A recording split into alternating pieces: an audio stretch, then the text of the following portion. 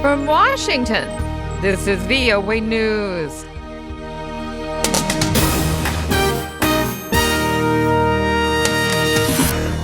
I'm Frances Alonzo reporting.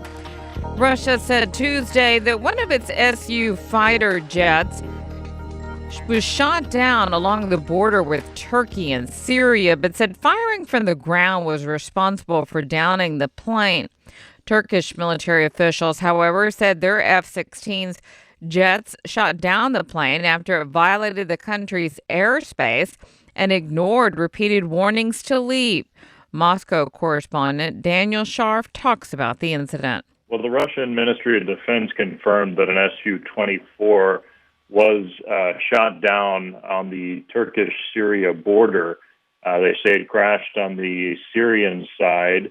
And from their statements, they say that it was ground fire that brought down this fighter plane, and that the two pilots inside were able to eject. Now, the Turkish side is saying, of course, that they shot down this fighter jet with their own F-16s, and they shot it down because according to the Turkish side, it repeatedly ignored their warnings to get out of Turkish airspace. Again, that is Moscow correspondent Daniel Schearf. Meanwhile, a U.S. State Department spokesman says they cannot confirm press reports that Turkish jets have downed that warplane of unknown origin, but they say they are monitoring the situation closely.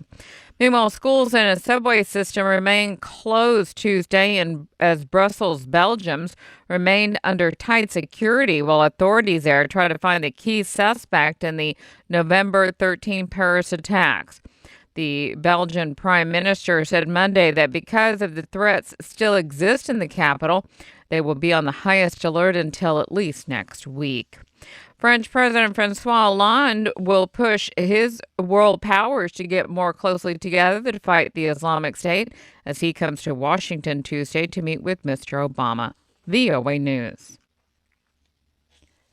In his first visit to Israel in over a year, U.S. Secretary of State John Kerry is meeting with Israeli and Palestinian officials in a bid to try to help diffuse tensions between the two sides that have resulted in over 100 deaths.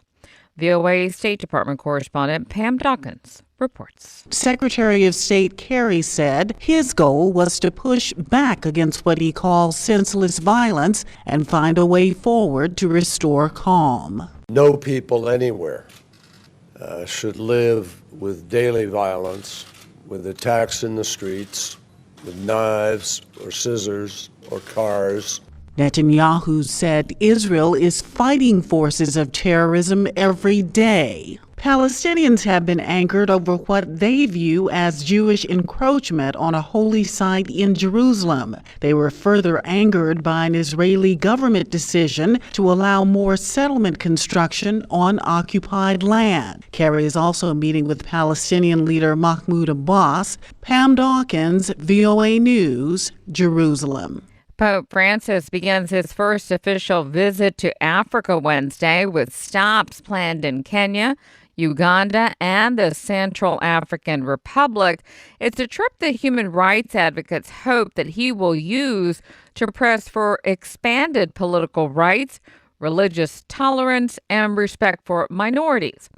The Pope makes his first stop in Kenya on Wednesday, where he will visit the slum of Kangemi in keeping with his advocacy for the poor. He is also expected to highlight the effects of climate change, having previously said the underprivileged are disproportionately affected by changes in weather patterns. U.S. Vice President Joe Biden is traveling Wednesday to Croatia to discuss the influx of migrants, energy issues, and the fight against terrorism with Croatian officials and the European Council President, Donald Tusk. Those meetings will happen on the sidelines of a summit of Southeastern European leaders in Zagreb, hosted by the Croatian president. A Bangkok military court has indicted two men accused of carrying out the August 17th bombing at a popular shrine that killed 20 people. The court Tuesday indicted Bilal Muhammad and Murali Yusufu on 10 counts connected to the blast, including conspiracy to explode bombs and commit premeditated murder. Thailand authorities have not officially named the bombing of Erdogan's shrine an act of terror, and accordingly, neither suspect was charged specifically with terrorism.